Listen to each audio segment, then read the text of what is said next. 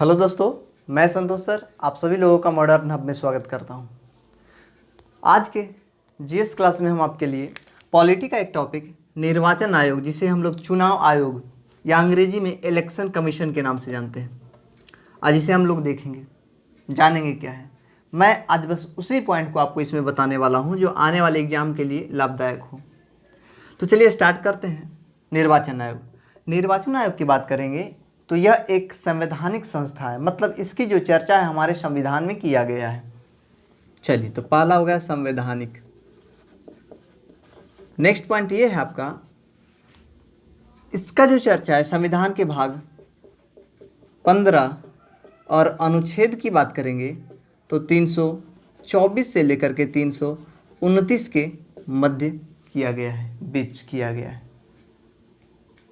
निर्वाचन आयोग की बात करेंगे तो निर्वाचन आयोग वर्तमान में त्रिसदस्यीय,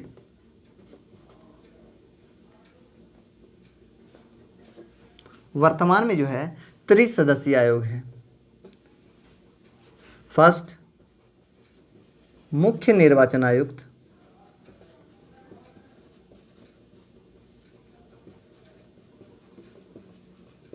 और बाकी अन्य निर्वाचन आयुक्त। यहाँ भी अन्य निर्वाचन आयुक्त।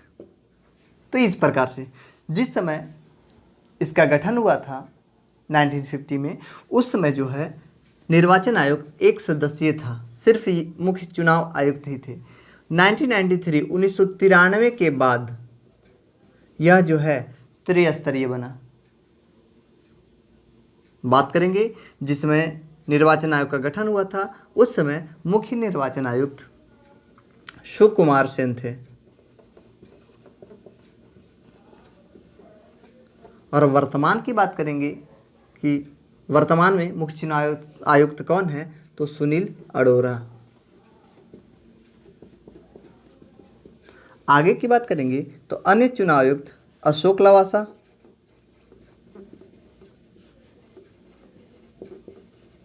और सुशील चंद्रा हैं।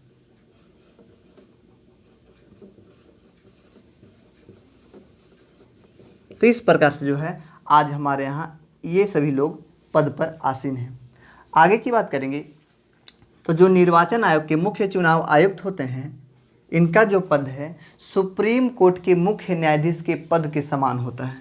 यह किसके बराबर होते हैं?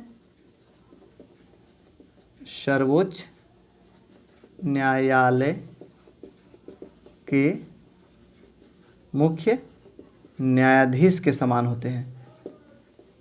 मतलब ये कि मुख्य निर्वाचन आयुक्त, इनकी जो है नियुक्ति राष्ट्रपति के द्वारा की जाती है।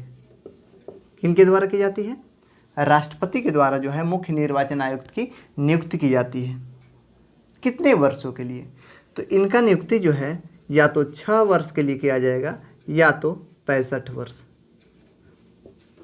दोनों में से जो पहले कंप्लीट हो जाए, इनको पद पर से हटना पड़ेगा।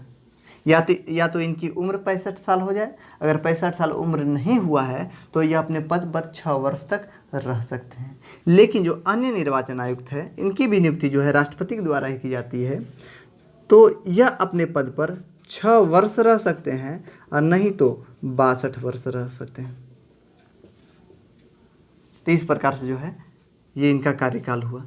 आगे की बात करेंगे तो वर्तमान में जो है मुख्य निर्वाचन आयुक्त को, चुनाव आयुक्त को जो है 2.5 लाख, 2.5 लाख रुपया जो है मासिक वेतन के रूप में दिया जाता है। कितना? 2.5 लाख रुपया मासिक वेतन है। पहले यह 90,000 था, 19,000, और अब जो है 2.5 लाख हो चुका है। नेक्स्ट पॉइंट फिर बात करेंगे मुख्य चुनाव आयुक्त की।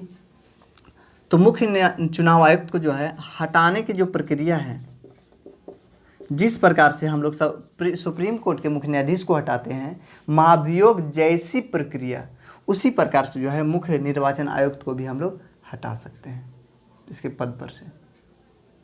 आगे की बात करते हैं तो मुख्य निर्वाचन आयुक्त या अन्य निर्वाचन आयुक्त, ये हमारे यहाँ कार्य क्या क्या करते हैं?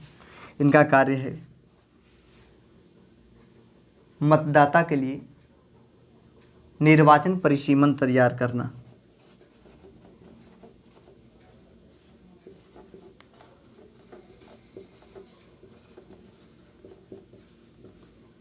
ये तैयार करने का काम जो है चुनाव आयोग का है। और क्या है? मतदाता सूची तैयार करना। और क्या है? किसी भी राजनीतिक दल को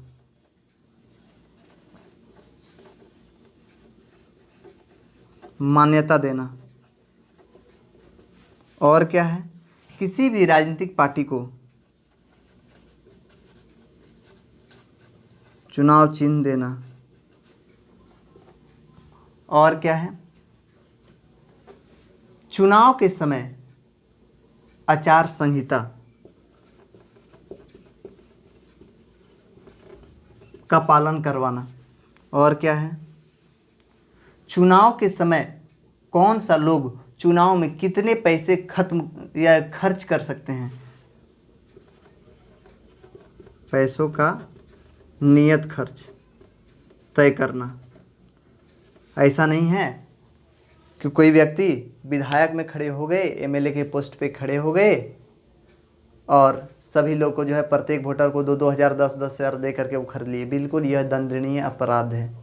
यह चुनाव आयोग तय करेगी कि आप अपने प्रचार प्रसार पर कितने रुपए खर्च करते हैं, और आप देखते हैं कितना इसका पालन किया जाता है। जो नहीं, तो इस प्रकार से बहुत ज़्यादा पालन किया जाता है इस बात को। आगे की बात करेंगे। हाँ, तो आचार संहिता, चुनाव चिन्ह देना हो गया, वोटर लिस्ट, मतदाता सूची तैयार करना। नहीं, ये सूची हुआ, मतदाता पहचान पत्र,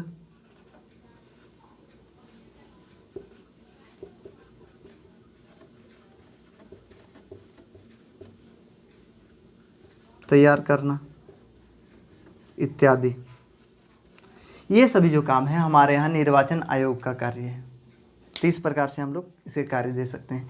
इनका जो वेतन है वो भारत के संचित निधि से दिया जाता है। और बात करेंगे इसके अलावा, तो हमारे यहाँ जो है चुनाव तो हो ही रहा है, लेकिन अब जो चुनाव है हमारे यहाँ ईवीएम की सहायता से हो रहा है। EVM, electronic voting machine.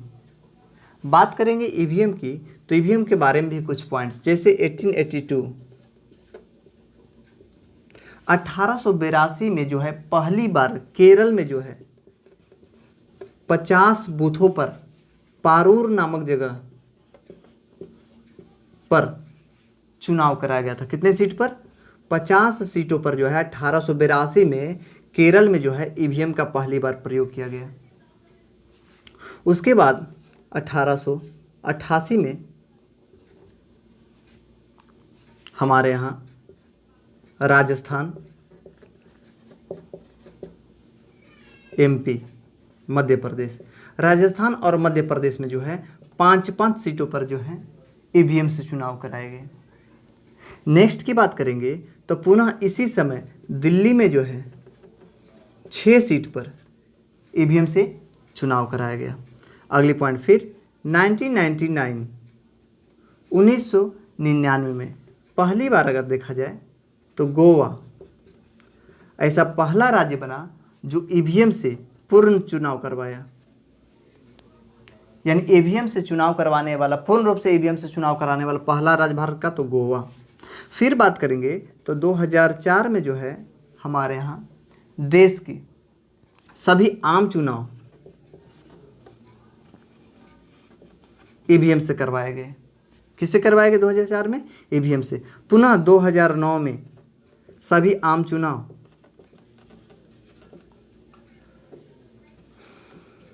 और विधानसभा का चुनाव,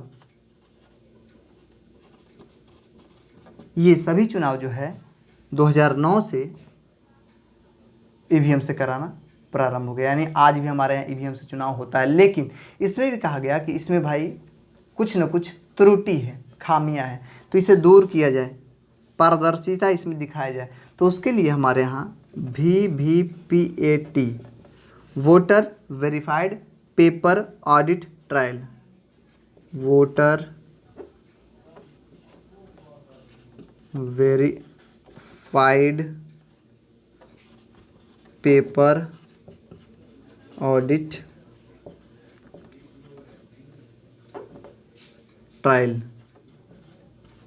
नहीं, तो इसका प्रयोग किया जाने लगा ताकि लोगों का फीडबैक पता चल सके कि आपने मतदान किया तो कैसा लगा।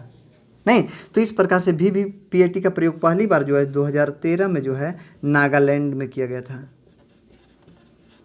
और इस बार के चुनाव में आपने देखा भी था कि पूरे जो है लोकसभा चुनाव में वीवीपीएटी का प्रयोग किया गया था। तो इस प्रकार से वीवीपीएटी, अगर आपको कोई उम्मीदवार पसंद नहीं है तो उसके लिए भी एक नया ऑप्शन लाया गया, नोटा। कहने का मतलब none of the above, none of the above मतलब इनमें से कोई नहीं, कोई उम्मीदवार हमें पसंद नहीं है। यह इसलिए लाया गया, बहुत सारे लोग जो है वोट करने नहीं जाते थे।